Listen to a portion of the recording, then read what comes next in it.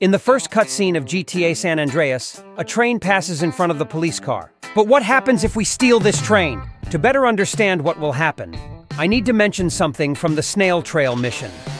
In this mission, there's a train we need to follow. However, if we start following another train coming from the opposite direction, it suddenly starts flying as soon as it reaches the station. Even if there are obstacles in front of the train, it passes through them. Of course, it's helpful to have a rough idea of where the train will emerge, or else you might lose sight of it. After flying for a few minutes, the train reconnects to the tracks in the countryside near Los Santos. Now let's go back to the train from the beginning of the game. To steal this train, we first need a cheat code that makes everyone hostile towards CJ.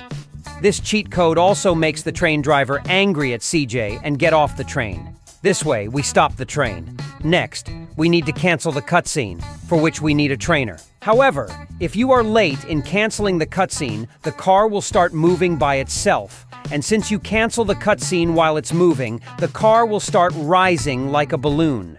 It moves so much like a balloon that it can even bounce off walls and change direction. Once we cancel the cutscene, we are free to move around. Now we need to get on the train as quickly as possible. Pressing the F or Enter key to get on the train won't work. We need help from the trainer again.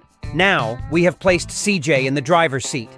I mentioned that we need to be fast. Here's why.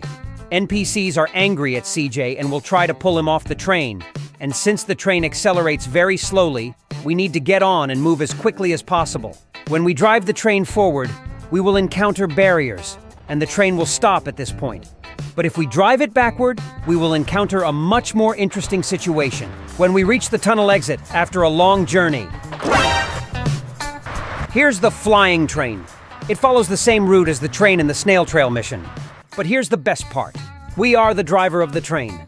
Of course, it can only move in a straight line as if there were invisible tracks, and we can't choose the direction it goes, but we can stop the train if we want. Let's see how it looks from the outside. It looks very strange and also amazing. If you're curious about how far it flies, let's continue the journey.